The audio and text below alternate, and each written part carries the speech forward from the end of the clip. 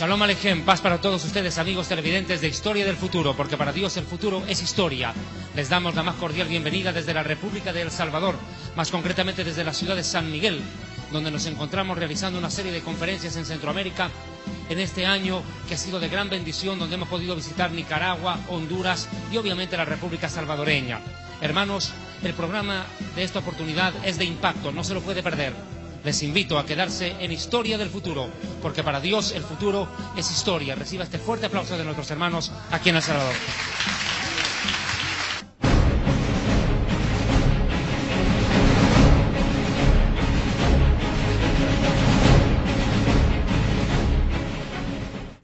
Visita nuestra página web www.historiadelfuturo.tv, porque para Dios el futuro es historia.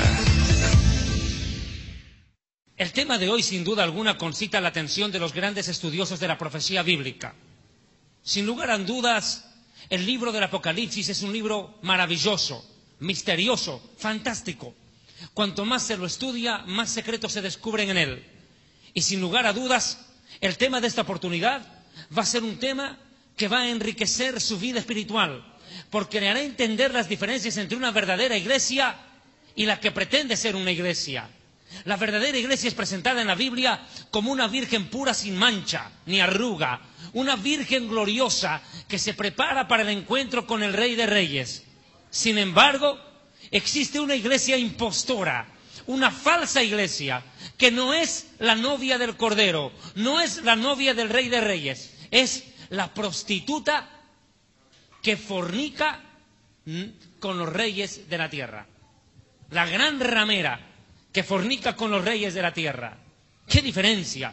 Una es la novia del rey, la otra es la prostituta de los reyes.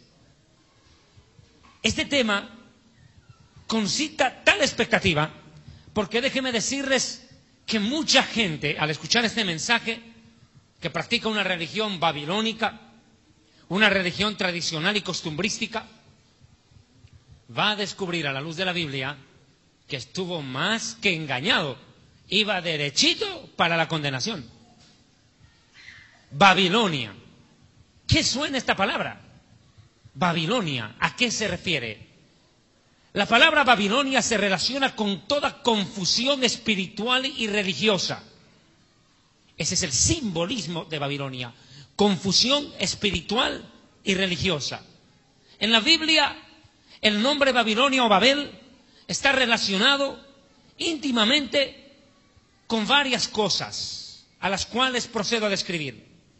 La primera vez que aparece relación con Babilonia o con Babel, que significa confusión, es sin duda alguna la edificación de la famosa Torre de Babel, en los días de un hombre llamado Nimrod, el cual fue el primer poderoso de la tierra.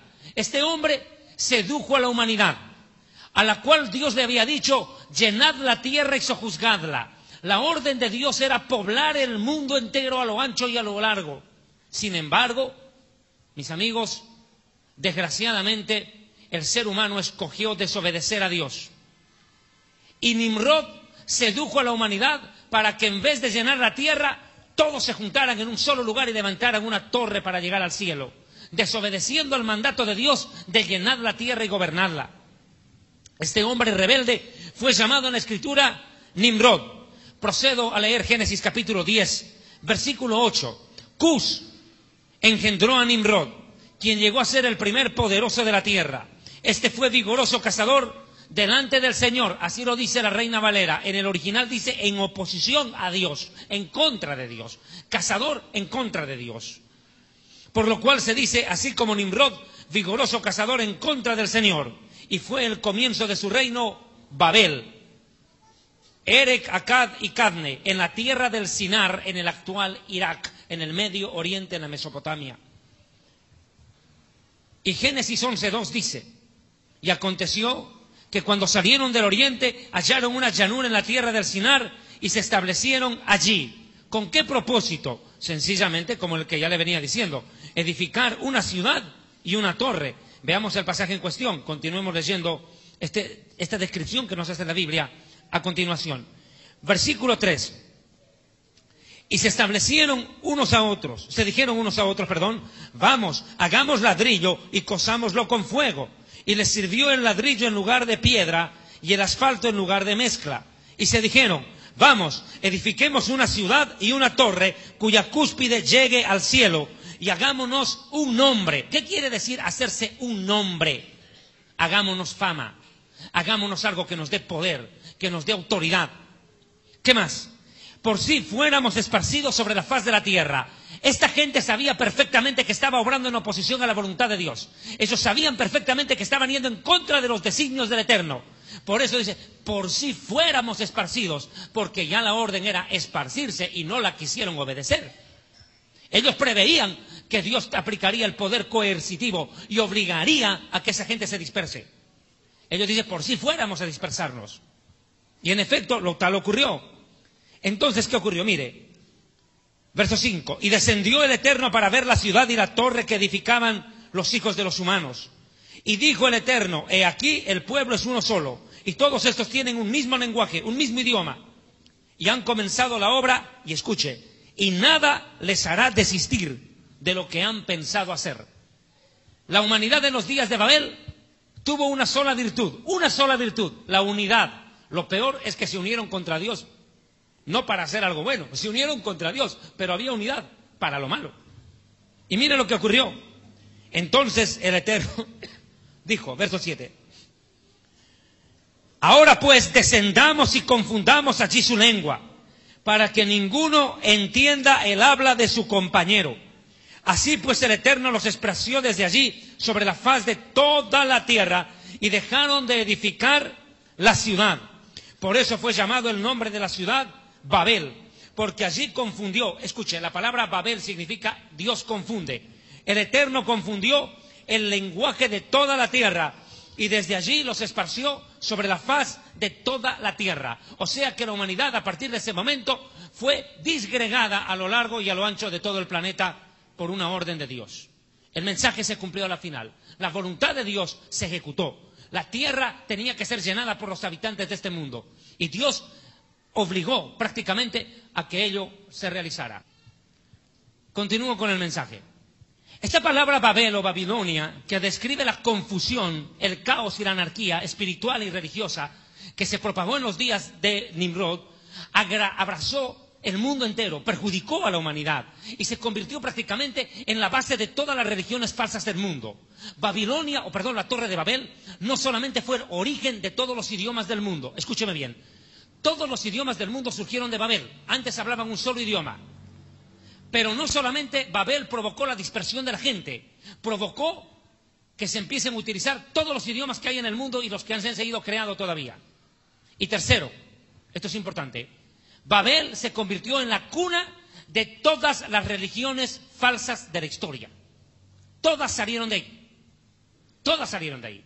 Toda religión falsa tiene su origen babilónico, en la Torre de Babel. O sea, esto provocó dispersión, idiomas y confusión religiosa. Culto a lo creado y no al creador. Siguiente dato que es importante entender. La palabra Babilonia toma fuerza ya dentro de la Escritura cuando se habla de un imperio. El famoso imperio que existió en el año 586 antes del Mesías. Este imperio babilónico fue comandado por el rey Nabucodonosor en la época del profeta Jeremías. Es la segunda vez que aparece la palabra Babilonia en la Biblia o Babel en relación a esto. Babilonia, el imperio que estaba en la tierra de la Mesopotamia, se desarrolló en la tierra del Sinar también. Nabucodonosor fue su más grande gobernante. Descrita la historia de este personaje en el libro de Daniel. La tercera vez que aparece la palabra Babilonia en la Biblia tiene que ver ya con el tiempo futurista, el que está cerca a comenzar. Hablamos del tiempo de la tribulación. Y tiene una descripción total y contundente en el Apocalipsis capítulo 18 para describir lo que será el imperio mundial del anticristo. El gobierno mundial del anticristo también es llamado Babilonia en el Apocalipsis 18. Curiosamente, la palabra Babilonia también es aplicada en el Apocalipsis capítulo 17, esta otra sección de la palabra Babilonia, en el Apocalipsis 17 cuando describe la caída de las Torres Gemelas. Lo llama Babilonia, la ciudad que está a la orilla del mar y que sucumbe ante un incendio y una caída impresionante de polvo que cubre la ciudad, lo que se vio el 11 de septiembre del 2001. Es una figura espiritual de lo que ocurrió en las Torres Gemelas. No solamente Babilonia tiene relación con eso, sino que Babilonia describe 3 cosas más. Impresionante. Babilonia es el nombre misterioso que le da la Biblia a la ciudad de Roma, y es de lo que voy a hablar enseguida. Además, no solamente esto, Babilonia representa todo culto idolátrico y pagano, diabólico en su creencia, pero sobre todo cosas, escúchame bien, Babilonia es descrito en la Biblia como el satanismo disfrazado de cristianismo. Esto es importante que me entienda. El satanismo disfrazado de cristianismo es conocido en la Biblia como Babilonia, porque mezcla lo diabólico, lo satánico, con algo de verdad de la Biblia y hace una mezcla, un sincretismo religioso. Este satanismo disfrazado de cristianismo en la Biblia es llamado Babilonia. Mis hermanos, hay mucha de relación en esto con el Imperio Romano, y entro a la parte histórica. El Imperio Romano tiene una gran importancia cuando uno habla acerca de Babilonia. El Imperio Romano de los Césares era un pueblo politeísta, adoraban a muchos dioses. Es más, el mismo César, el gobernador, era considerado un dios y era adorado. Y no solo eso, sino que realizaban tremendos actos de paganismo y barbarie en honor a sus dioses. Así es como se vivió en Babel y también en Roma en el tiempo pasado. Lo cierto es que este Imperio Romano llegó a ser, sin pensarlo uno, la cabeza de una falsa iglesia, una falsa cristiandad, que se instituyó precisamente en el mismísimo seno del Imperio Romano. Hablamos de la Iglesia Católico Romana, que tiene total relación con el Imperio Romano de los Césares. ¿Por qué le digo esto? Porque la Iglesia Romana no es otra cosa que la mezcla del poder político y el poder religioso. La fusión de la política y la religión, no para servir a Dios, sino para valerse de Dios y crear un superimperio, que es lo que en honor a la verdad patentizó en su momento un hombre del cual hablaré enseguida, Constantino. Este Imperio Romano desarrolló su marco histórico desde la península ibérica, hablo de España, Portugal, Italia, obviamente, Grecia, Turquía, el Peloponeso y todo el Medio Oriente, y sometió a todos los pueblos de la región, incluido Israel. Estoy diciéndole esto. Nadie podría hablar de Jesús, nadie puede hablar de Jesús, el Hijo de Dios, de Yeshua, sin hablar del Imperio Romano. Porque Jesús vivió, murió y resucitó en los días del Imperio Romano. No se puede desligar la figura del Jesús bíblico y del Jesús histórico de la influencia del Imperio Romano. Es imposible desligar estas dos cosas. Es indisoluble la vida del Mesías y el Imperio Romano y su existencia. Son dos cosas indisolublemente ligadas. ¿Por qué le digo? Verá usted por qué. Jesús, Yeshua, el Mesías, nació durante el gobierno de un emperador romano llamado Augusto César. O sea, Augusto César era el emperador en los días en que Jesús nació. Él fue el primer emperador romano. Esto fue entre las épocas del año 27 antes de Cristo hasta el 14 después de Cristo. En ese tiempo, del 26 antes de Cristo al 14 después de Cristo, gobernó Roma Augusto. Pero Jesús murió y resucitó y ascendió a los cielos en la época de otro emperador romano, Tiberio César. Tiberio, que gobernó el Imperio Romano entre el año 14 y 37 después de Cristo. Tiberio. O sea que Jesús vivió en la época de Augusto César, murió y resucitó en la época de Tiberio el César. Y digo César, que es un título honorífico, no es nombre de persona. César no es nombre de una persona, es el título que se le daba a los gobernantes romanos. Era como decir el emperador. Pero no solamente esto. En ese tiempo Jesús funda la iglesia. Jesús no creó una religión, fundó la iglesia, que es muy distinto. La iglesia no es una organización. La iglesia son las personas que aman y viven para Dios. Hay que aclararlo. Siguiente detalle. Pero esa iglesia floreciente, esa iglesia naciente, no le fue fácil la situación. Porque el Imperio Romano era un imperio que ya tenía demasiadas religiones metidas dentro de sí mismo, enquistadas. Muchas religiones, era un pueblo politeísta. Adoraban muchos dioses, tenían muchas religiones. Y lo último que le podía pasar al Imperio Romano, lo último que le podía pasar, era que una nueva religión surja en el seno mismo del imperio.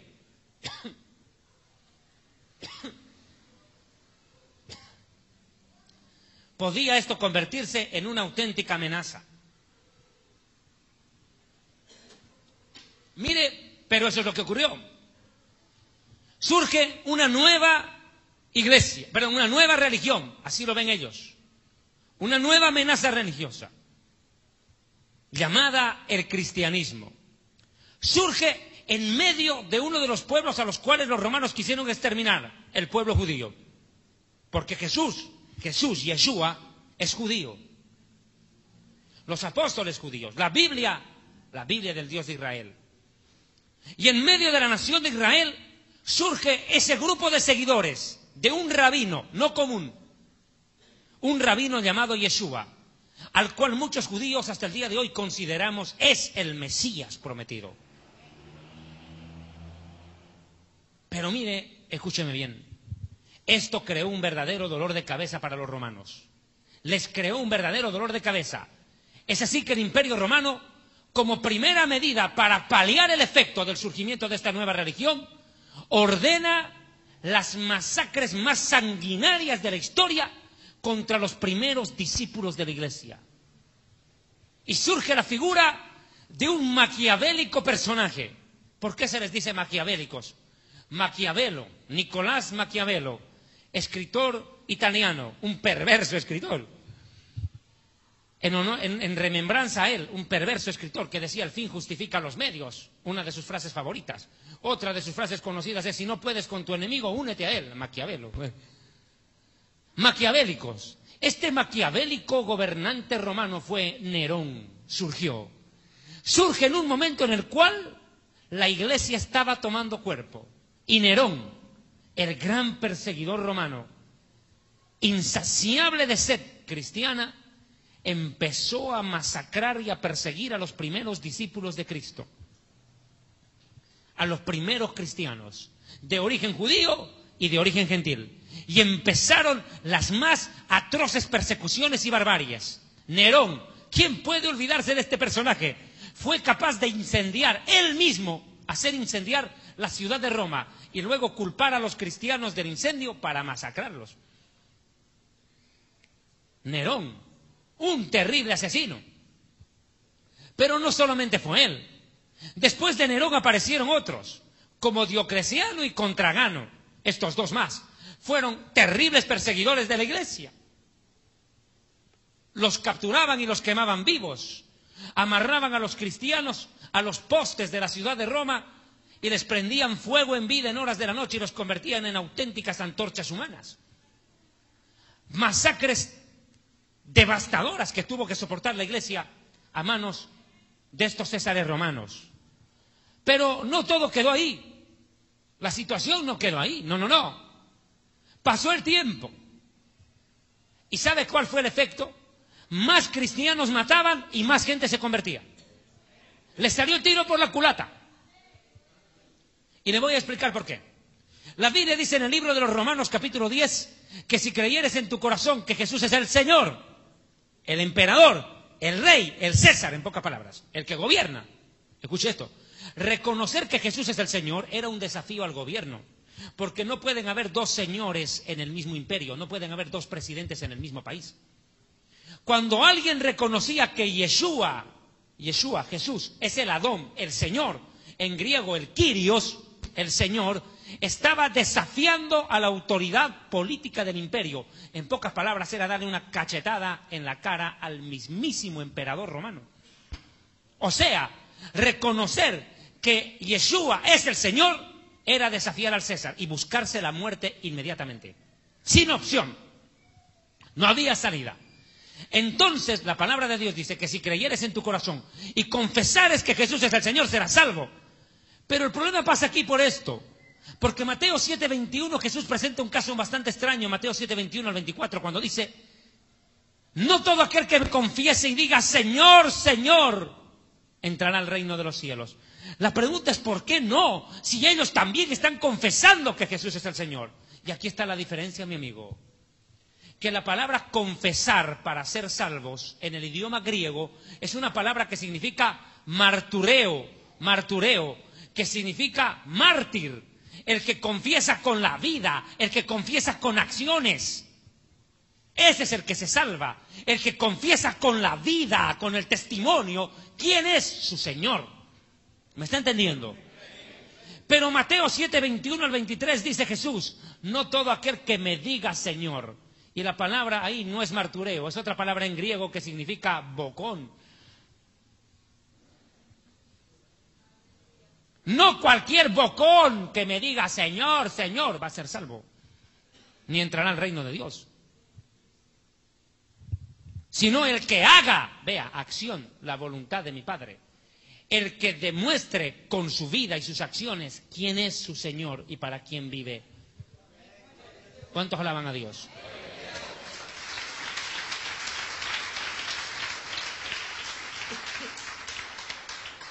Pero no solo es ese detalle el que quiero mencionar. Voy al siguiente tópico. Nerón, el perverso Nerón que gobernó Roma entre el año 54 al 68 después de Cristo, persiguió a la iglesia. Pero luego apareció la figura de otro personaje. Enseguida lo vamos a ver en imagen. Su nombre, Constantino. Pero este hombre cambió la historia de Roma. Este hombre era un perseguidor de cristianos, un enemigo de la iglesia. Constantino persiguió y masacró a los cristianos durante mucho tiempo. Pero él vio el efecto político que tenía lo que voy a mencionar a continuación. Él dijo, mire, agarran a un cristiano, lo llevan al circo romano, lo amarran de pies y de manos y lo hacen arrodillar en medio de la arena del circo romano y le lanzan un león para que venga a devorárselo. El cristiano no grita pidiendo ayuda ni blasfema contra Dios, al contrario empieza a adorar y alabar. Bendice a Dios, grita a voz en cuello, Señor, no les tomes en cuenta este pecado, perdónalos, bendícelos. Y la gente que estaba escuchando y viendo a estos hombres en el circo romano, inmediatamente la gente quedaban, muchos de ellos, conmovidos ante la demostración de amor, de fe, de convicción de sus creencias. ¿Y sabe cuál era la actitud de la gente que quedaba ahí? Muchos de ellos bajaban solitos las gradas y se arrodillaban en el piso y también eran comidos con los leones, en una señal clara de que se habían convertido a la fe de aquel mártir que estaba muriendo por amor a lo que creía.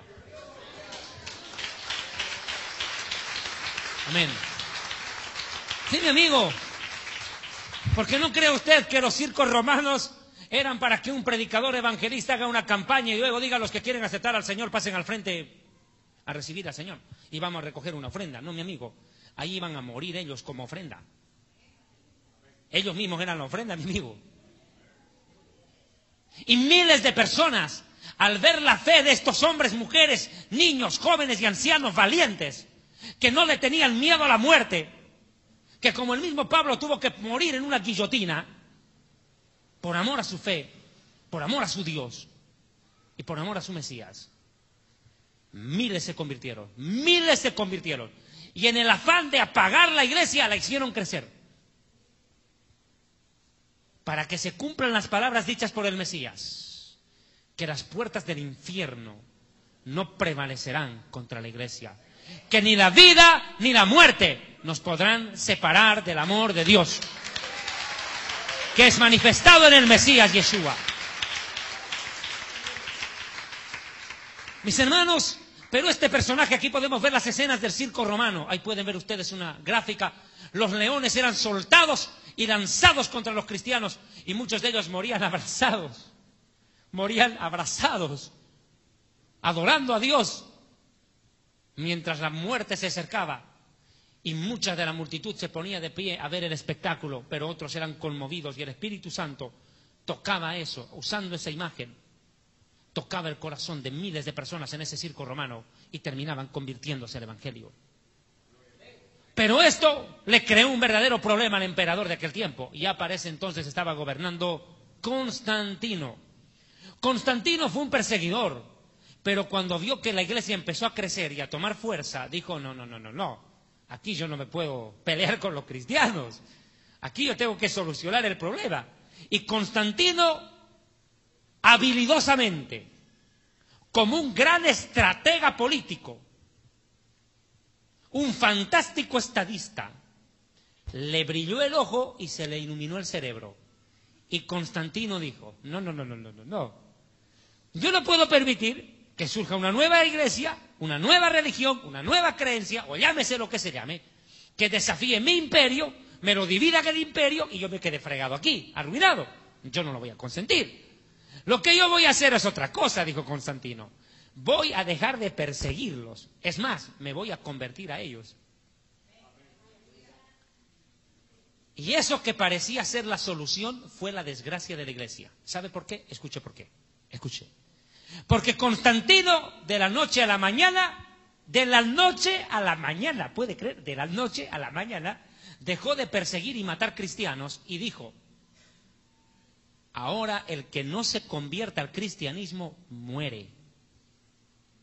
O sea, dejó de perseguir a los cristianos y empezó a perseguir a los otros, en nombre del cristianismo.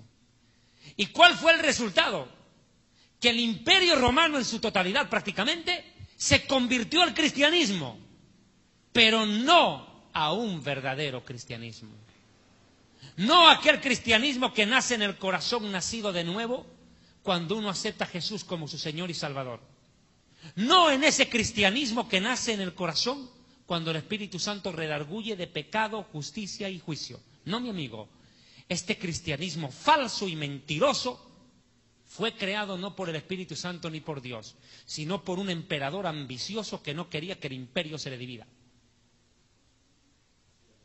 O sea que la gente se convierte al cristianismo en Roma por imposición, no por conversión del Espíritu Santo.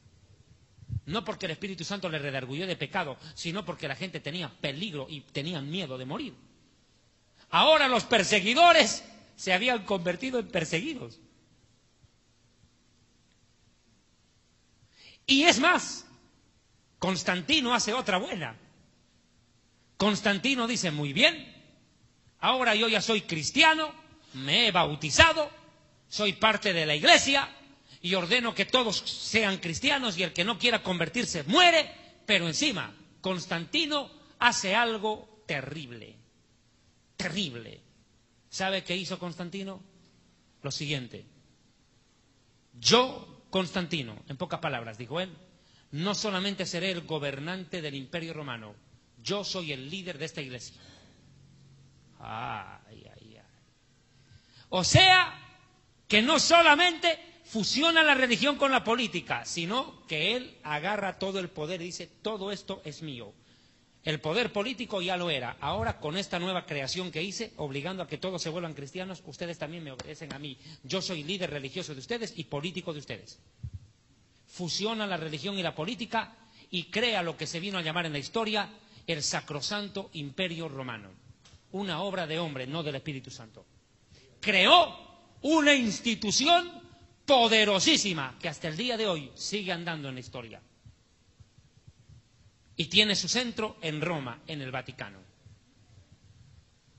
Constantino entonces se convierte ya no solo en el líder político del imperio, no, ahora Constantino se convirtió en el líder religioso de una supuesta iglesia cristiana, de la supuesta novia del Cordero. Y no hizo otra cosa que crear un verdadero monstruo llamado Iglesia Católica, Apostólica y Romana. Un monstruo. Y enseguida se va a dar cuenta por qué. Constantino. Y se inventaron luego la historia de la cual hablaré más adelante, de que Pedro había sido el primer papa. Bueno, desde ya le voy diciendo algo. Pedro se murió sin enterarse que lo nombraron papa. Ni se enteró. Porque Constantino apareció en el año 300 y Pedro murió antes del año 100. Ya había muerto. Pero esta iglesia falsa, esta ramera a la cual la Biblia describe de esas palabras, tiene un contexto teológico profundo, y es de lo cual estamos desarrollando su programa Historia del Futuro, porque para Dios el futuro es historia desde la República del Salvador acá en Centroamérica. Yo quiero invitarles a que ustedes tengan la amabilidad de ir al libro del Apocalipsis capítulo 17. Estudiaremos qué dice la Biblia sobre esta gran prostituta, gran ramera. Apocalipsis capítulo 17. Si usted desea, la página 219 del libro Historia del Futuro, donde por cierto aporto bastantes datos históricos que van a ser de gran importancia también en este mensaje. Vino entonces uno de los 7 ángeles que tenían las 7 copas y habló conmigo diciéndome: ven acá y te mostraré la sentencia contra la gran prostituta, contra la gran ramera, la que está sentada sobre muchas aguas, con la cual han fornicado los gobernantes, los reyes de la tierra, y los moradores de la tierra se han embriagado con el vino de su fornicación. ¿De quién habla? ¿Quién es esta mujer misteriosa que aparece en el Apocalipsis 17? Sin lugar a dudas, es una prostituta, pero de marca mayor. Una gran prostituta, la gran ramera. Lo dije al comenzar el mensaje. Pablo presenta en las epístolas a la iglesia como una virgen pura. Una iglesia gloriosa, sin mancha ni arruga, que se prepara para estar en las bodas del Cordero con el Rey. Para entrar a la casa del Rey. Es la novia del Rey. La verdadera iglesia es la novia del Rey. Pero esta es una prostituta que fornica con los reyes de este mundo, de la tierra. Y por eso no es casual, mi amigo, que esta gran ramera de la cual estamos viendo imágenes tenga algo característico. Notará usted por qué la Biblia dice que fornica con los reyes de la tierra. Usted vaya a la capital de la república suya, El Salvador, y verá en San Salvador que cerca al Palacio del Gobierno tiene que estar la catedral. Vaya a cualquier país, a cualquier localidad o pueblo, por pequeño que fuera, en nuestra América Latina o en Europa y en muchos países también del África, y verá que junto al Palacio de Gobierno está el cura, la catedral, el poder religioso, fornicando lo político con lo religioso. La gran ramera que fornica con los reyes de la tierra, desobedeciendo claramente lo que Jesucristo dijo en Mateo capítulo 22, verso 21-22. Cuando le dijeron a Jesús, ¿se acuerda ese famoso episodio? Cuando se acercan los fariseos y los saduceos para tentarle y le dicen, ¿cómo es? ¿Pagamos impuestos al César o no? Y Jesús les dice, deme una moneda. Le pasan la moneda y dice, ¿de quién está esta figura? Del César. Y Jesús responde y dice, pues den al César lo que es del César y a Dios lo que es de Dios. Al César lo que es del César y a Dios lo que es de Dios.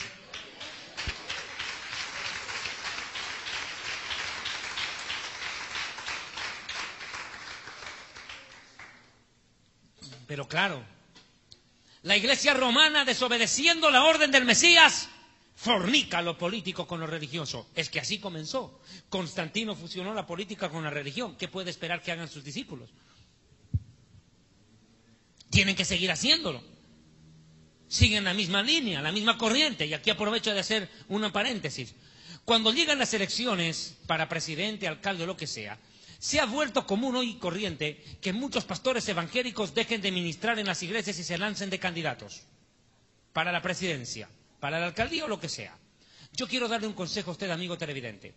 Cuando lleguen las elecciones y usted tenga que ir a una votación y tenga que elegir entre un pastor evangélico que abandona a Dios, el rebaño y la iglesia para meterse de político y elegir entre él y un vagabundo drogadicto, no lo dude, vote por el drogadicto.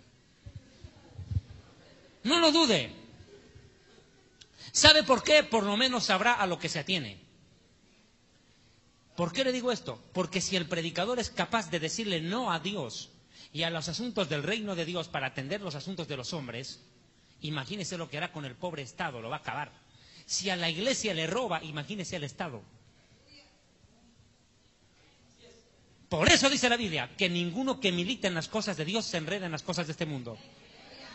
No lo digo yo, lo dice la Biblia, amigo. Sí, señor. Un ministro de Dios debe ser eso hasta el día de su muerte. Es un ministro de Dios. Y escúcheme bien.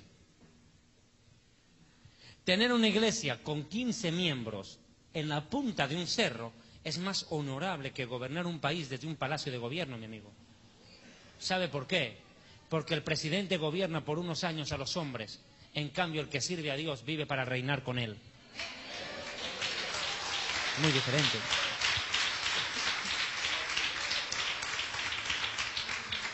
Esta prostituta dice que embriagó a los moradores de la tierra con el vino de su fornicación. Y eso vamos a ir detallándolo. Esta ramera, esta prostituta de la cual describe el Apocalipsis capítulo 17, tiene una importancia vital a la hora de la profecía bíblica. Vea Apocalipsis capítulo 17, versículo 15. Dice que esta ramera está sentada sobre muchas aguas. ¿Qué representan estas aguas? Vuelvo a leer el versículo. Dice, ven y te mostraré la sentencia contra la gran prostituta, la cual está sentada sobre muchas aguas. ¿Qué significan estas aguas? Apocalipsis 17, verso 15 lo responde. Apocalipsis 17, 15. Me dijo también, las aguas que has visto donde la ramera se sienta son pueblos, muchedumbres, naciones y lenguas. O sea, que esta falsa cristiandad, esta falsa iglesia, este sistema religioso corrupto, gobierna e influye sobre multitudes de naciones, gobierna sobre multitudes de pueblos. Pero otro detalle, Apocalipsis 17, 18 complementa y dice, y la mujer que has visto, aquí vamos a ver una imagen del Vaticano, la mujer que has visto es la gran ciudad que reina sobre los reyes de la tierra. Sin duda, es esta ciudad, el Vaticano, la ciudad de Roma, donde tiene su centro esta ciudad, el Vaticano, el estado más pequeño del mundo con su líder, el Papa. Imágenes antiguas de un Papa. Ahí pueden ustedes ver a Juan Pablo II cuando murió, el anterior líder romano. Pero esta ciudad es la que reina sobre los reyes de la tierra, influye espiritualmente sobre el mundo y lo arrastra a la idolatría, que es una de las más grandes abominaciones. ¿Sabe? Esta iglesia romana está sentada sobre la gran ciudad. Es la gran ciudad que reina sobre los reyes de la tierra. ¿Qué quiere decir esto? Que aún los presidentes del mundo están sometidos al reinado de ella. Por eso a mí me causa gracia cuando un pastor quiere ser presidente de un país.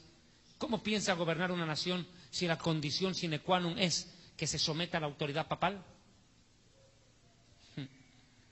Imposible, mi amigo. La iglesia romana gobierna las naciones, les guste o no. Y todo presidente tiene que postrarse, besarle el anillo al Papa, someterse a la autoridad religiosa del Vaticano. Esta reina, esta mujer que se cree reina, es una gran ciudad. Ahora mire, para demostrarle que es Roma, Apocalipsis 17, 9, la Biblia, continuamos acá. Enseguida vamos a ver imágenes de la ciudad de Roma. Apocalipsis 17, verso 9. Esto para la mente que tenga sabiduría. Si usted tiene el Espíritu Santo, tiene sabiduría. Se ha perdido, hijo. Porque la Biblia dice cosas que ojo no vio, ni oído yo, ni han entrado a corazón humano, son las que Dios nos las revela a nosotros por el Espíritu Santo. Y si usted tiene el Espíritu Santo, tiene la sabiduría para entender lo que leeré en este momento. Dice, esto para la mente que tenga sabiduría. Las 7 cabezas son 7 montes sobre los cuales se sienta la mujer. 7 montes. Qué curioso.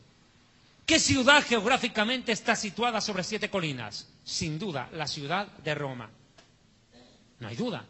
La ciudad de Roma, capital de Italia, está sentada sobre 7 colinas. Es más, su primer nombre en la historia no fue Roma, no se la llamaba Roma. La primera vez que se le colocó nombre a esa ciudad fue Septimontum, en latín, que significa las 7 colinas, los 7 montes.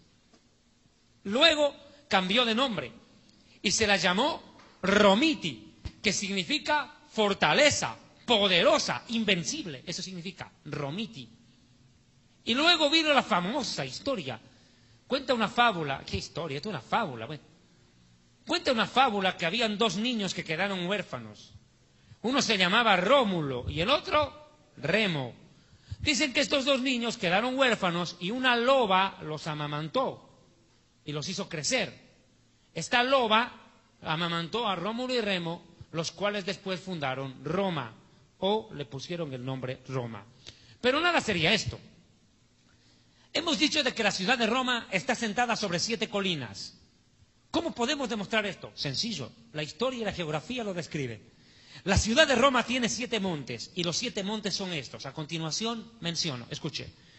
Monte Coeliano, Monte Esquilino, Monte Capitolino, Monte Palatino, Monte Quirinal, Monte Viminal y Monte Aventino. 7 montes.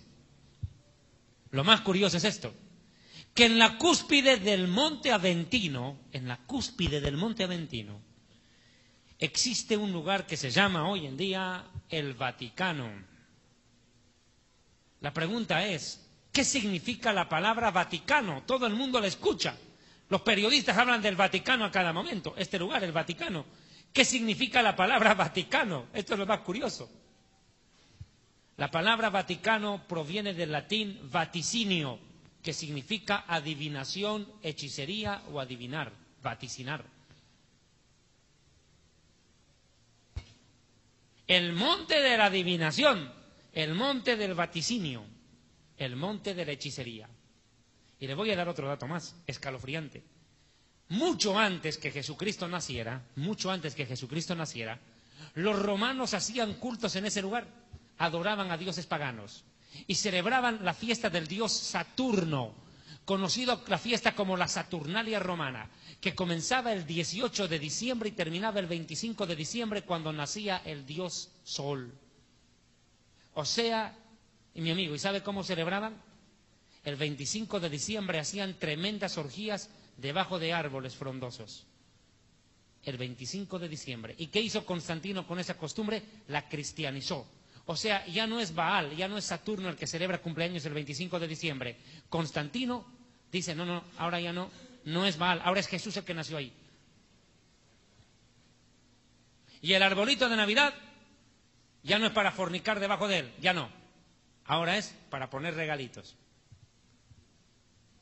¿Qué hizo? Cristianizó, entre comillas, todas las fiestas de los pueblos paganos, para dar contentos a todos. Cuando Constantino une todas las religiones y las vuelve, entre comillas, cristianas, no lucha contra el paganismo, no lucha contra la idolatría, no, la cristianiza la idolatría. Si había un santo que se llamaba Mashimón, ahora lo llaman San Simón. Listo, se acabó. Y resuelto el problema, mataron 2 pájaros de un tiro. Eso es lo que hizo Constantino en la historia. Entre comillas, cristianizó las costumbres de los pueblos paganos. Y celebraban la fiesta de la Saturnalia romana, que comenzaba desde el 18 de diciembre y terminaba el 25 de diciembre con el solsticio o el nacimiento del dios Sol, el 25 de diciembre. Por eso lo digo claro, y que quede muy, muy claro lo que voy a decir. Ningún cristiano evangélico nacido de nuevo puede celebrar Navidad. El que lo haga no es un hijo de Dios, es un pagano idólatra. Es un pagano, nunca nació de nuevo, sigue tragando fábula. Y el pueblo perece por falta de conocimiento. Y ahora no puede decir que no conocía. Y si no le gusta estudiar, pues se arruina, mi amigo. Lo cierto es que Rómulo y Remo fueron los primeros reyes de Roma. Volviendo al tema. La ciudad de Roma está sentada sobre 7 colinas. Por eso es bien llamada en la historia Septimontum. Pero dentro de una de estas colinas no solamente está el Vaticano conlleva algo más. Enseguida vamos a ver la famosa Basílica de San Pedro, seguramente en imágenes. Mire, allí, en la cúspide del Monte Aventino, está el Vaticano. El centro de la fe católica. Pero el Vaticano, ¿qué es? ¿Es un barrio de Roma? ¿Será un barrio residencial de la ciudad de Roma, capital de Italia? No, mi amigo. El Vaticano no es otra cosa que un Estado, un país con toda la organización política, social, económica que pueda tener cualquiera. Es un Estado en todo el sentido de la palabra. Es más, el Vaticano, esta es la Santa Sede, lo que se llama la Santa Sede para el mundo católico, la Basílica de San Pedro. Mire, el Vaticano es una nación, así en pocas palabras, es un país en todo el sentido de la palabra. Ahora escuche, ¿cuánto de extensión tiene el Vaticano? Escuche, 44 hectáreas. Es el país más pequeño del mundo. Y su presidente es Benedicto XVI. Y los ministros son los cardenales. El colegio cardenalicio. Son los ministros, los senadores, los congresistas, la crema innata del catolicismo. Es un país con un presidente, una figura visible. Es más, le voy a dar otro dato. El Vaticano no solamente es una organización política, mi amigo, es un imperio económico muy poderoso. Los bancos del mundo, los más poderosos, están en manos de ellos, no de los musulmanes, ni de los japoneses. Le voy a dar otro datito. El Vaticano tiene más dinero que Estados Unidos y toda la Unión Europea juntos. El Vaticano tiene el poder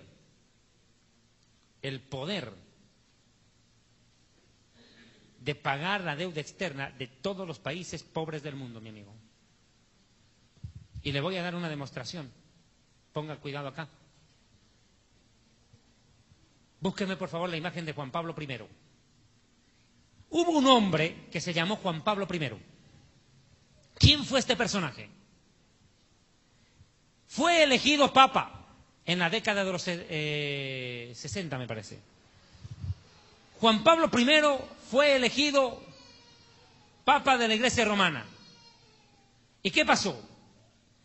Una vez que lo nombraron papa a este personaje, Juan Pablo I, ocurrió algo fuera de lo común. Este hombre se atrevió a hacer una declaración impresionante.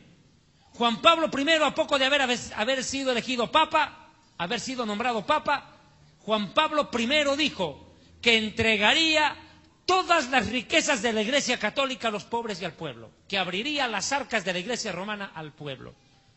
Literalmente, mi amigo, con esa declaración Juan Pablo I firmó su sentencia de muerte. Firmó su sentencia de muerte.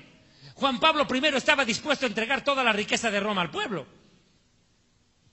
ayudar a los pobres. Pero ocurrió algo. Un papa no se lo nombra papa cuando dicen este es el papa. No, mi amigo. Tienen que pasar 33 días para que se siente en lo que se conoce el sillón de San Pedro. Cuando el papa se siente en el sillón de San Pedro, recién en el día 33 de su pontificado, en ese momento se le declara papa infalible. ¿Pero qué ocurrió? O sea, el papa que nunca se equivoca, o sea, casi un dios. Escuche, preste atención a esto. Eran las 6 de la mañana del día 33, ya prácticamente a 2 horas que Juan Pablo I se siente en el sillón de Pedro. Misteriosamente Juan Pablo I apareció muerto en su habitación. Nunca pudo sentarse en el, entre comillas, sillón de San Pedro. Y eligieron al toque a Juan Pablo II, el papa más idólatra de la historia. ¿Y sabe por qué lo digo? Porque fue el papa que más santos canonizó en la historia. Ordenó que adoren a más gente, los católicos. Juan Pablo II toma el control después de la muerte misteriosa de Juan Pablo I. Pero nada sería esto. La Iglesia Católica no solamente que es un imperio, es un gobierno, es un Estado, con todo el sentido de la palabra. Es un imperio. Ahora voy a hablar acerca del Vaticano como imperio. La Ciudad del Vaticano es un país independiente, el más pequeño del mundo. Fue fundado en el año 1929 como Estado. Como Estado es reconocido a partir de 1929, cumpliendo así los términos del Tratado de Letrán y ratificados en la época del gobernador emperador italiano Benito Mussolini. Siguiente detalle. A partir de 1984 el Tratado de Letrán fue reemplazado por un nuevo concordato que, como su antecesor, reconocía la absoluta soberanía de la Santa Sede dentro del Estado de la Ciudad del Vaticano. Mis hermanos, a partir de ese mismo momento, el Vaticano se ha convertido en el Estado, en el país más poderoso del mundo. De eso téngalo por hecho. Ahora, esta ciudad, Roma, y el Vaticano, que reina sobre los reyes de la tierra, es sin duda alguna la mujer de la cual describe el libro del Apocalipsis en su capítulo 17. Pero hay algo de detalle en este Apocalipsis que quiero mencionar. Vamos al Apocalipsis capítulo 18, versículo 3, por favor me acompaña. 18:3 de Apocalipsis, vamos. Dice, porque todas las naciones han bebido del vino del furor de su fornicación. Y los reyes de la tierra han fornicado con ella, y los mercaderes, los comerciantes de la tierra, se han enriquecido de la potencia de sus deleites. Una característica común de esta ramera es que utiliza vino y un cáliz de oro. Enseguida describo precisamente lo que es esta imagen. Mis hermanos, a esta mujer, a esta ramera, se la describe como una prostituta seductora que embriagó a los reyes de la tierra y sedujo a las naciones en pos de sí. Las emborrachó, las aturdió, les hizo perder el sentido, les hizo perder la razón y los extravió espiritualmente para que en vez de buscar a Dios terminen desviados en condenación. Esta ramera del Apocalipsis que sostiene un cáliz en la mano derecha, esta prostituta es el emblema de lo que estamos describiendo. Una gran ramera con un cáliz de oro en su mano derecha y dentro de ese cáliz sirve vino. Mire por favor. Compruebe con Apocalipsis capítulo 17, versículo 4. ¿Me entiende, por favor? Apocalipsis 17, 4, su Biblia. Y la mujer estaba vestida de púrpura y escarlata. Yo quiero pedirles a mis hermanos en Control Central, que están mandándome las imágenes, que busquen, por favor, imágenes de cardenales y de líderes religiosos en el Vaticano. Va a ver cómo visten de escarlata y púrpura. Los va a ver usted en imagen. Textual. Dice, mire. Y eso ocurrió cuando murió Juan Pablo II. Usted va a ver ahí el desfile de cardenales y los otros de púrpura. Textual. Mire, y la mujer estaba vestida de púrpura y escarlata, adornada de oro, de piedras preciosas y de perlas. Qué curioso. Mientras millones de católicos no tienen ni para comer, la Iglesia romana ostenta los templos más lujosos y costosos. Muñecos de madera, de estuco, de fierro, de lo que sea, enchapados en oro, bañados en platino, en oro puro, bañados en oro, visten como reyes, viven como magnates. No es la imagen que necesito. Mire, esta mujer vestía de púrpura y escarlata. Solamente basta ver el colegio cardenalicio y van a ver ustedes cómo vestían estos sacerdotes. Y tenía en la mano un cáliz de oro lleno de abominaciones y de la inmundicia de su fornicación. Qué curioso. Pregunto, si es de que uno no está entendiendo el mensaje, ¿cuál es la religión que utiliza cáliz de oro con vino en su religión, en su rito? Más claro. Religión que utiliza cáliz de oro con vino en su religión, en su liturgia. No hay otra que la Iglesia romana. Utiliza el cáliz de oro. Pueden mandarme imágenes arriba, por favor, estén más atentos. Cáliz de oro lleno de las abominaciones, inmundicia y vino de fornicación. Apocalipsis 17:2. Con la cual han fornicado de los reyes de la tierra y los moradores de la tierra se han embriagado con el vino de su fornicación. O sea que maneja un cáliz de oro en la mano derecha y carga vino. Literal, la Eucaristía. Ahí está, mire, textual, visten de escarlata, tal cual el Apocalipsis lo describe. Visten de escarlata, y si usted ve otra imagen, va a ver otros sacerdotes que visten de púrpura. Literal, enseguida vamos a ver la imagen, seguramente están preparándonos. Agradecemos a los hermanos que nos están cooperando desde Control Central. Ahora mire, otro detalle. Viste de púrpura y escarlata. Y utilizan, ¿verdad?, el cáliz de oro. Y embriagan con vino. ¿Tenemos una imagen más, por favor?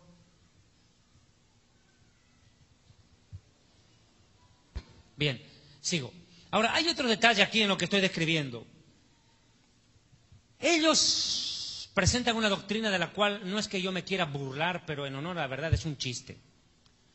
Cuando los católicos están celebrando el momento de la hostia, la Eucaristía o lo que lo llaman, ocurre un fenómeno que es una ridiculización de la muerte y resurrección de Jesús. Es una ridiculización.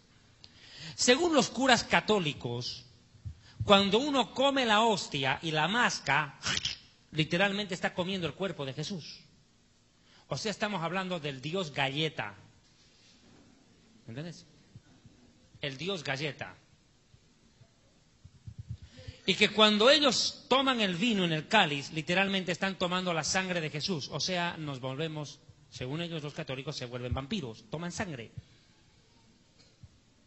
Pero esto es verdad. Esto se conoce como la doctrina de la transubstanciación. ¿Qué es esta doctrina? Según la Iglesia Católica Romana, en el momento en que el sacerdote entrega la hostia a los labios de la persona mastica, come literalmente a Jesús e ingiere la sangre de Jesús.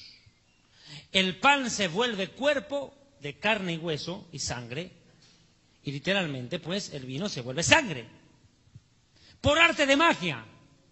Por eso le digo, el Dios galleta. Por magia se convierte el cuerpo en la hostia en cuerpo. Esto es lo que la Biblia enseña. No, mi amigo, la Biblia no enseña eso. Cuando una iglesia evangélica realiza la Santa Cena, no practica esto. No es lo que se enseña y se cree, la transubstanciación.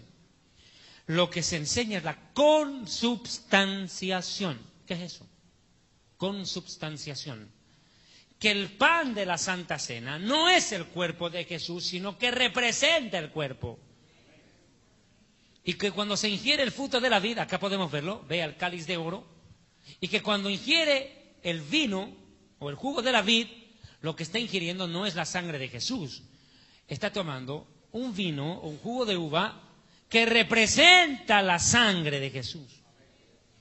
Eso es la consubstanciación. Ahora mire el cáliz de oro, el vino y la hostia. Lo más curioso de la hostia es lo siguiente. Pocos católicos se habrán dado cuenta del detalle. En cada hostia, en ese pancito blanco, existen 3 letras grabadas. La I, la H y la S. ¿Qué significan esas 3 letras que aparecen selladas en cada hostia? El nombre, las iniciales de 3 dioses falsos. Isis, Horus y Semiramis. 3 dioses paganos. 3 dioses falsos. Isis, Horus y Semiramis. Sellado en la hostia. Todas las hostias traen eso. La pregunta ¿es esto lo que el Señor instituyó? Definitivamente no. Mis amigos, en la Santa Cena, la Iglesia hace memoria del sacrificio del Señor. Hacemos memoria, pero no es que nos lo comemos a Jesús. ¿Sabe por qué? Porque Hebreos capítulo 10, verso 12 al 14 dice: pero el Mesías, habiendo una vez ofrecido para siempre con un solo sacrificio por los pecados, se ha sentado a la diestra de Dios. De ahí en adelante esperando hasta que sus enemigos sean puestos por estrado de sus pies. Porque con una sola ofrenda hizo perfectos a todos los santificados para siempre. O sea, no es que Jesús muere en cada misa, en cada vez que lo comen, como los católicos presentan. No, Él hizo un solo sacrificio y nosotros lo que hacemos es recordarlo, no sacrificarlo cada misa. Porque lo que hace el cura es sacrificar a Jesús a cada rato.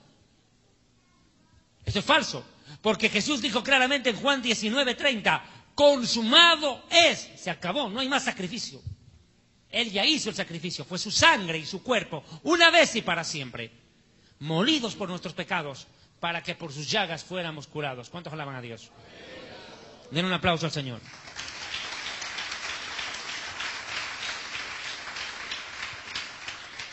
Mi amigo, ellos quieren literalizar el texto de Juan capítulo 6, versículos 52 en adelante, cuando los judíos contendían entre sí diciendo, ¿cómo puede este darnos a comer su carne? Jesús les dijo, de cierto os digo, que si no coméis la carne del Hijo del Hombre y bebéis su sangre, no tenéis vida en vosotros. El que come mi carne y bebe mi sangre tiene vida eterna, y yo le resucitaré en el día postrero, porque mi carne es verdadera comida y mi sangre es verdadera bebida. El que come mi carne y bebe mi sangre, en mí permanece y yo en él, como me envió el Padre viviente y yo vivo por él. Asimismo, el que me come, él también vivirá por mí. Claro, Jesús está hablando de su propio sacrificio. Está dando un simbolismo. Pero no está diciendo que Jesús va a morir en la cruz y nos va a dar un pedacito, a ti la uña, a ti la piel, a ti el tendón y todos a comer. No es canibalismo lo que él estaba predicando. Estaba dando una explicación alegórica a su muerte y resurrección, así como fue la del Cordero de la Pascua, que se comía el cuerpo asado del Cordero, asado, con vino, como en la Pascua judía. Pero ahora mire, aquí hay una descontextualización. Más fácil hablar portugués. Deliberada por parte de la Iglesia romana, tratando de justificar lo injustificable. Porque la Biblia nunca bajo ninguna circunstancia acepta la doctrina romana. Pues 1 Corintios capítulo 11, verso 23 al 26 dice: pues yo recibí del Señor lo que también os he enseñado, que el Señor Jesús, la noche que fue entregado, tomó pan y habiendo dado gracias lo partió y dijo: tomad y comed, este es mi cuerpo que por ustedes es partido. Haced esto en memoria de mí. Memoria, remembranza. Eso es lo que se está haciendo, memoria en la Santa Cena. No como presenta la Iglesia romana, que Jesús es sacrificado cada domingo en cada misa. Pero no solamente es esto lo que yo quiero describir de esta Iglesia romana. Apocalipsis capítulo 17, versículo 5, podemos ir por favor avanzando. Y en su frente un nombre escrito, un misterio. ¿Qué nombre tiene esta ramera? ¿Quién es para identificarla? Hemos dicho que está sentada sobre 7 montes. Hemos dicho que gobierna sobre las aguas que representan muchedumbres de pueblos. Es una ciudad que gobierna sobre los reyes de la tierra, pero tiene un detalle más. No solamente que lleva un cáliz de oro con vino, utilizado en sus ritos religiosos. Otra pista más que nos da, no solamente que viste de púrpura y escarlata. No, ahora nos da otro dato más. Para entender quién es esta misteriosa mujer. Lo dice en el verso 5. Y en su frente un nombre escrito, un misterio. Babilonia, que significa confusión. La grande, no cualquier cosa, la jefa de las jefas, la grande, la madre de las prostitutas, la madre de las rameras y de las abominaciones de la tierra. Qué curioso. La falsa cristiandad, que tiene su centro en Roma, se llama así: Santa Madre Iglesia Católica, Apostólica y Romana. Ellos mismos se llaman Santa Madre. Y aquí de santa no le dice nada, le dice ramera, no santa. Ella dice que es una Santa Madre, aquí le dice gran ramera. ¡Qué terrible! Ella se presenta como una Santa Madre. Mi amigo, una frase popular dice: todos los caminos conducen a Roma, pero a mí qué me importa llegar a Roma. Hay un solo camino al cielo y es Jesucristo.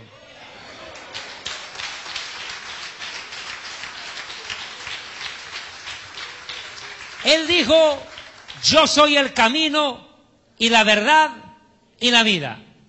Nadie viene al Padre sino por mí, sino por mí. Y todo aquel que a mí viene, yo no le echo fuera.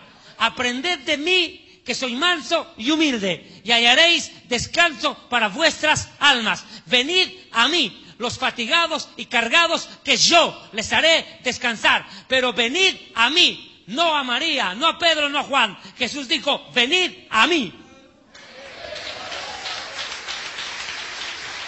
A mí, a mí, a mí, dijo el Señor. A Él es al que hay que buscar, porque escrito está: puestos los ojos en Jesús, el autor y consumador de la fe. Los ojos en Jesús, no en María, no en Pedro, no en Juan. Y Lucas capítulo 1, verso 67, María, la Virgen, dice: mi alma se regocija en Dios, mi Salvador.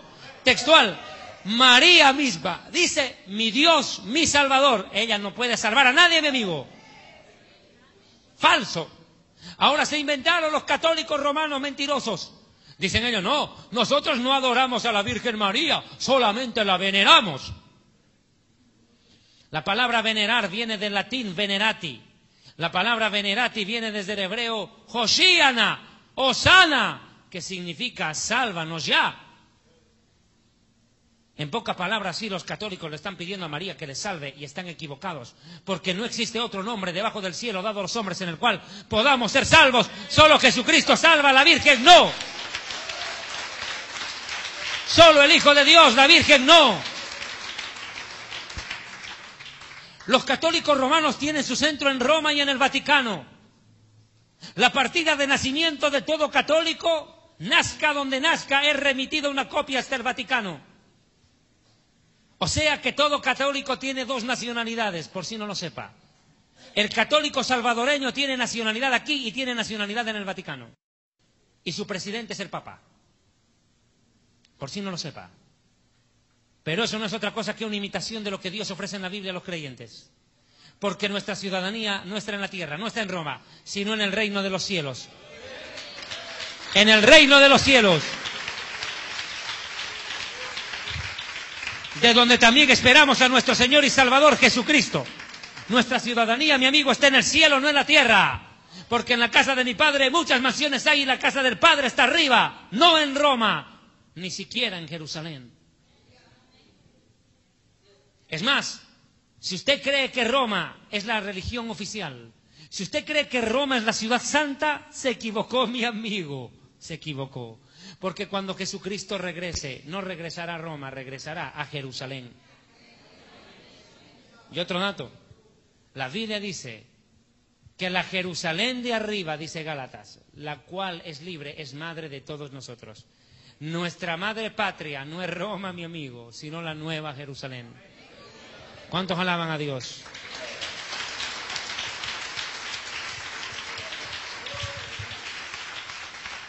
Jerusalén la celestial, donde Dios tiene su trono y millones de ángeles le sirven, y donde están las almas de los justos esperando cuerpo de gloria.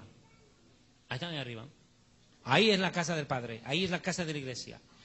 Pero la Biblia le llama en el Apocalipsis capítulo 17, verso 5, madre de las rameras y de las abominaciones de la tierra. ¿Qué abominaciones comete esta iglesia? Esta falsa iglesia, esta prostituta espiritual, esta gran ramera que fornica con los gobernantes del mundo y que embriaga con el vino de su fornicación a las naciones, haciéndolas sucumbir y embruteciéndolas espiritualmente cada día más en el pecado y la rebelión contra Dios. Sencillo, mi amigo. Una de las grandes abominaciones de Roma es presentar una falsa trinidad al mundo. ¿Cómo? Sí, señores. Roma tiene su propia trinidad. A su líder lo llaman Papa. Y la palabra Papa viene del arameo Abba, que significa papito, padre. Y se refiere a Dios. Y de acuerdo al Mateo capítulo 23, versículo 9, dice, a nadie llamaréis Papa, Abba, porque uno solo es vuestro Padre y está en el cielo. Mal entonces el líder de Roma puede arrogarse, usurpar el título de padre para sí mismo siendo humano. Es más, dice que nuestro espíritu clama, Abba, Padre. Dese cuenta, mi amigo, pero también aquí hay algo que quiero decirles a los evangélicos. Un 80% de los evangélicos ha prostituido su vocabulario espiritual. Hoy en día a su supuesto apóstol o a su pastor le llaman mi padre espiritual. ¿Desde cuándo el pastor es padre espiritual de alguien? Cuando la Biblia en el libro de los Hebreos dice que el padre de los espíritus es Dios, el cual nos disciplina mejor que nuestros padres terrenales. ¿De dónde sacan que un hombre puede ser padre espiritual cuando el padre de los luces, en quien no hay sombra de variación, es Dios? No podemos caer en semejante pecado de idolatría. O sea que antes le decían padrecito al cura y ahora le llaman padre espiritual al pastor. O sea, pues mi amigo, como dicen en mi pueblo, la misma chola con otra pollera. Es un ridículo. Caemos en lo mismo que criticamos. Segundo dato, El líder romano no solo se cree Dios Padre, se cree Dios Hijo, se declara Dios Hijo. ¿Cuándo? Cuando él a sí mismo se llama el sumo pontífice. La palabra significa sumo sacerdote. Cuando la Biblia me dice que nuestro sumo sacerdote es Jesucristo, el cual traspasó los cielos y está sentado a la diestra de Dios en las alturas. ¿De qué sumo sacerdote me vienen a hablar? ¿De qué sumo sacerdote hablar? Pero va más allá. No. No solamente se cree Padre, no solamente se cree Hijo, se cree el Espíritu Santo. ¿Sabe por qué? Porque el líder de Roma se hace autodeclarar, o se hace declarar el vicario de Cristo, el representante de Cristo. ¿Y quién dijo que Jesús dejó como representante a un humano? ¿Quién lo dijo? Cuando el mismo Mesías dijo, hijitos, ya no os dejaré huérfanos, y aquí enviaré otro consolador, el cual estará con ustedes hasta el fin del mundo. Y hablaba no del Papa, mi amigo, ni de Pedro, hablaba del Espíritu Santo de Dios. Estamos diciendo que dentro de las abominaciones de esta ramera está la enseñanza de una falsa creencia en Dios, una distorsión. Definitivamente, el líder romano pretende ser Dios. Hay muchas barbaridades y abominaciones que ha enseñado esta ramera al mundo. Una de las grandes y temibles abominaciones aceptada casi como verdad, una mentira que tanto se repite como verdad, termina por creérsela a veces, es de que Pedro fue nombrado papa. ¡Qué barbaridad más grande! Lo digo, Pedro murió sin enterarse que lo nombraron papa. Escúcheme bien. Una descontextualización de los pasajes bíblicos impresionante de parte de la Iglesia romana. Pedro nunca fue nombrado papa, jamás. Es más, no tenía los requisitos. Le voy a dar un dato. ¿Sabe cuál es uno de los requisitos para ser papa? Ser soltero, ¿o no? No haberse casado, ¿o no? Claro, un cura tiene que ser soltero. Que sea homosexual, pedófilo, ese es el problema de él. Pero hay otro problema. Pedro tenía suegra. Claro, ¿cómo no? Claro que tuvo. Aleluya, y que el diablo huya. No, habla serio. Primero, de que Pedro era un hombre casado. Y según la ley católica, solo un hombre que haga voto de castidad puede ser líder religioso. Entonces Pedro no cumple los requisitos ni siquiera del mismo Vaticano. Lo votan por tener suegra, más claro. Ahora, segundo, ¿sabía usted que el voto de castidad impuesto es un pecado y una doctrina de demonio? La Biblia dice en 1 de Timoteo 4, 1 al 3 lo siguiente. El Espíritu Santo advierte claramente que en los últimos días algunos hombres apostatarán de la fe, escuchando a doctrinas de demonios y espíritus de engaño, por la hipocresía de mentirosos que, teniendo cauterizada la conciencia, prohibirán casarse. O sea que el celibato impuesto es una doctrina de demonios. Ahora puede entender por qué tienen tanta monja lesbiana, cura violador, pedófilo, y una iglesia romana que está endeudada hasta las patas, pagando a los padres, a las madres y a los hijos y niños que fueron víctimas de la violación de estos pedófilos y depravados. Para que vea usted. Mire, pero no solo ese detalle. Voy a ir al pasaje en cuestión, al famoso pasaje de Mateo capítulo 16, versículos 15 al 20, aceleramos. Mateo 16, 15 al 20. Jesús les dijo, ¿y vosotros quién decís que soy yo? Respondiendo Simón Pedro le dijo, Atajuja Mashiach ben Elohei, tú eres el Mesías, el Hijo del Dios viviente. Y Jesús le respondió, bienaventurado eres Simón, hijo del profeta Jonás, porque esto no te lo ha revelado ningún humano de carne y sangre, sino mi Padre que está en los cielos. Y yo también te digo que tú eres Pedro, no eres Simón, eres Pedro, que significa fuerte, firme, piedra firme.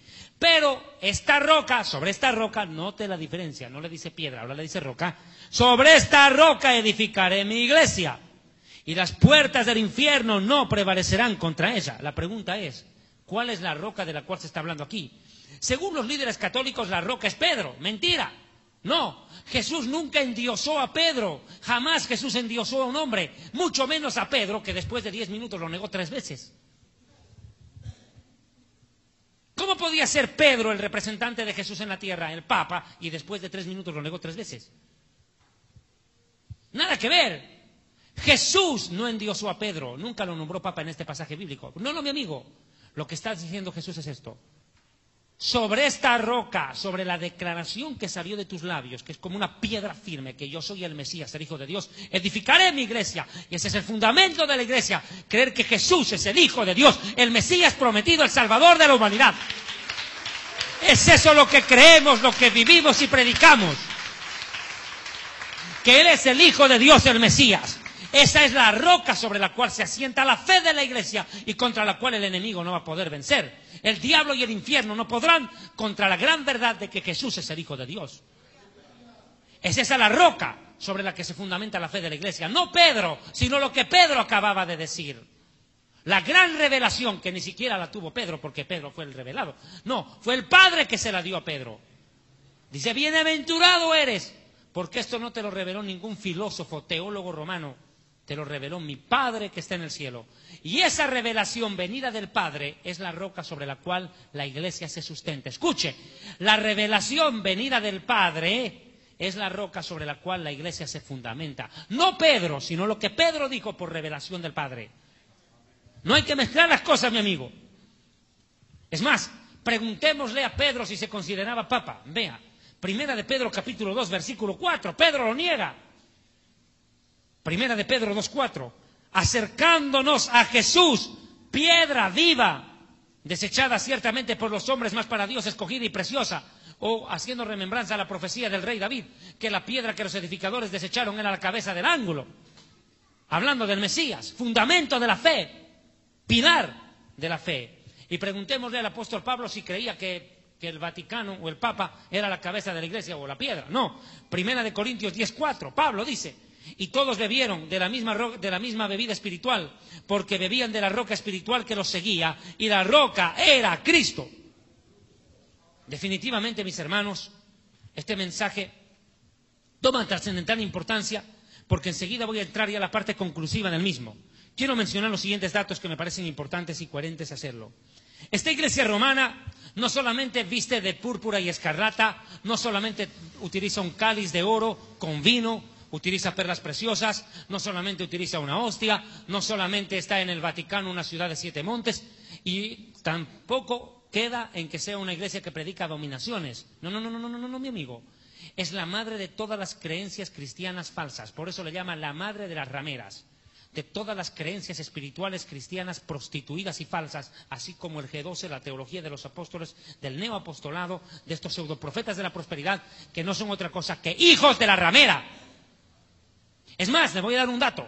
Usted nunca va a ver en la boca, nunca va a escuchar en la boca, mejor dicho, de estos predicadores de la prosperidad, de estos pseudoapóstoles de la prosperidad, usted nunca va a escuchar un mensaje condenando la idolatría de Roma. ¿Sabe por qué? Porque nunca estos apóstoles morderían la mano al patrón que les da de comer desde Roma, mi amigo. Por eso estos nunca predican del arrebatamiento y nunca predican contra la idolatría de Roma. ¿Sabe por qué? Porque hijos de la ramera son.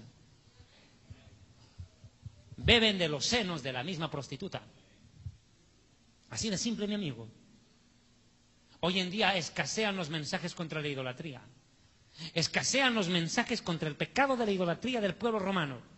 Hoy en día, estas iglesias de la prosperidad están tan parecidas a una misa de católico carismático que al final son la misma cosa.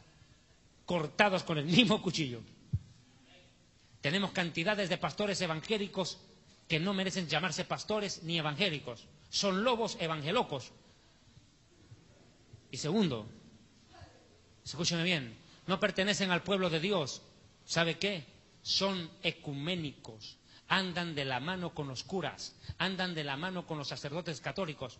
Cuando la palabra mismísima de Dios dice esto, que estos perversos parecen haber olvidado, o tal vez ni siquiera lo leyeron. ¿Sabe cuál? Lo que le voy a leer esto. No os unáis en yugo desigual con los incrédulos. Porque ¿qué compañerismo tiene la justicia con la injusticia?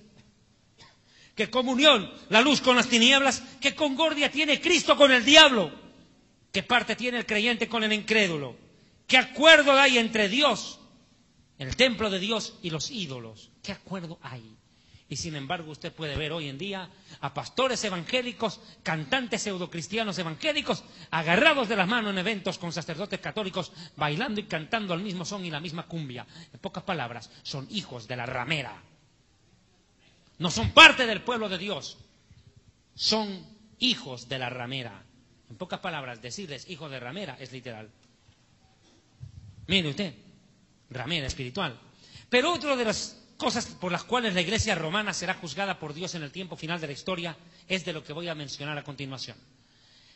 La iglesia romana no solamente surge con Constantino, poniendo fin a las persecuciones contra los cristianos, y convirtiendo al cristianismo a todo el imperio. No.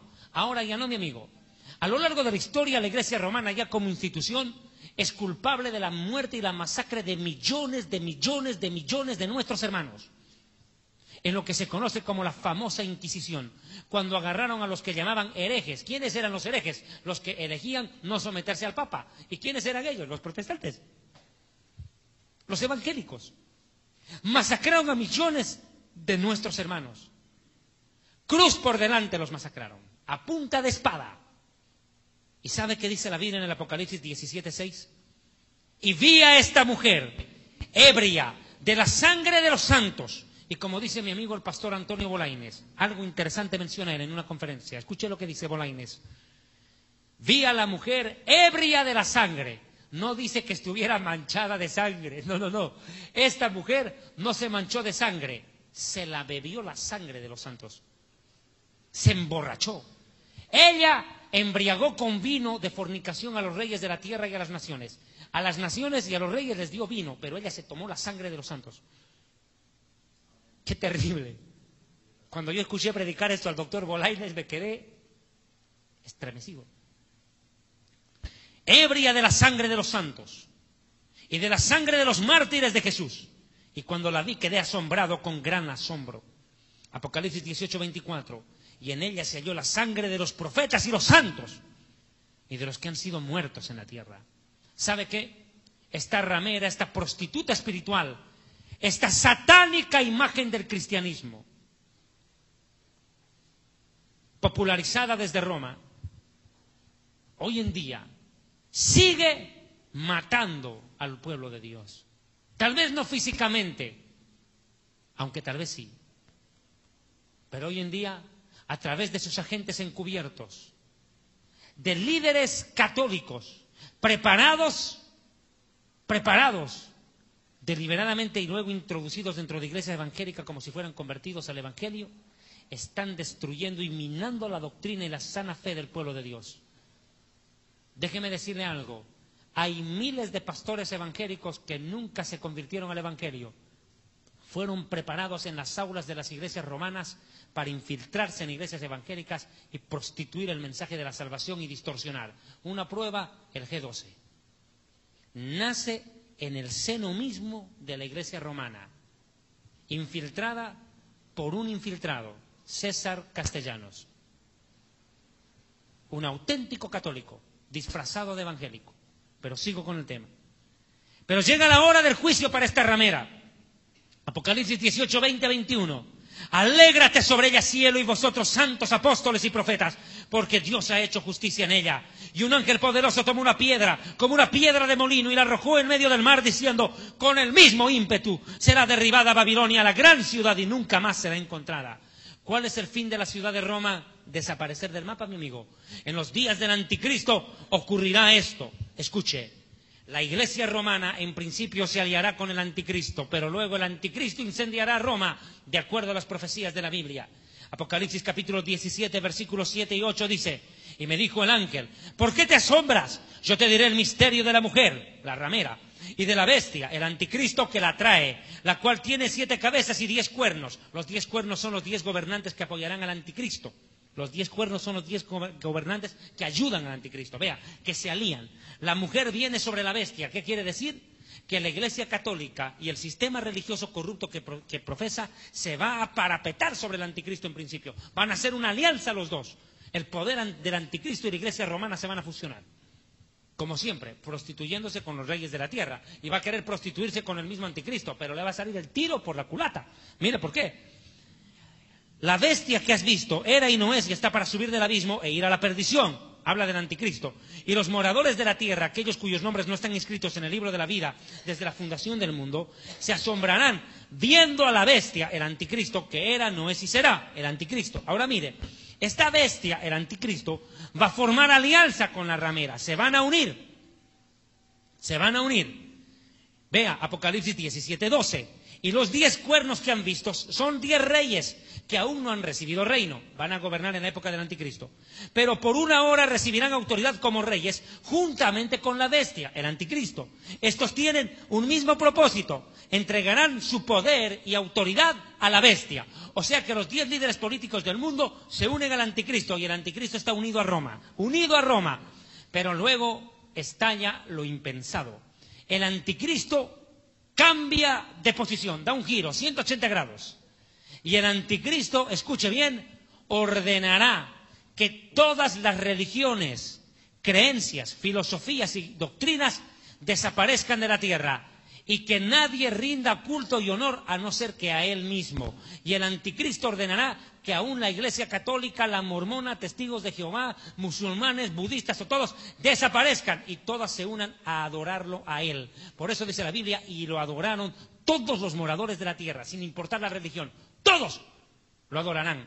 Escrito está, 2 de Tesalonicenses 2. Nadie os engañe, verso 3, en ninguna manera, porque no vendrá sin que antes venga la apostasía y se manifieste el hombre de pecado, el hijo de perdición, el anticristo, el cual se opone, mire, y se levanta contra todo lo que se llama Dios o es objeto de culto. ¿Y qué cosa es objeto de culto? La religión.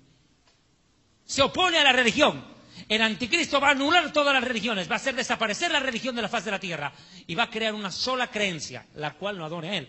Dice, tanto que se sienta en el templo de Dios haciéndose pasar por Dios. Mire, anulará a la iglesia romana. Pero ¿cómo va a acabar? Esto es lo más tremendo. Esto es lo más tremendo. El anticristo va a seducir a los políticos del mundo para destruir Roma. Impresionante. El anticristo será el verdugo de Roma. La ramera del Apocalipsis fornica con los gobernantes de la tierra desde que nació. Y va a fornicar con el último rey, el anticristo. Y ese la destruirá. Vea por favor Apocalipsis 17:16. Y los 10 cuernos que visten la bestia, los 10 líderes que apoyan al anticristo, estos aborrecerán a la ramera, van a odiar a la iglesia romana, y la dejarán desolada y desnuda, y devorarán sus carnes, y la quemarán con fuego. Porque Dios ha puesto en sus corazones ejecutar lo que Él quiso, ponerse de acuerdo y dar su reino a la bestia, hasta que se cumplan las palabras de Dios. O sea, van a incendiar, por favor, imagen acá, van a incendiar la ciudad de Roma.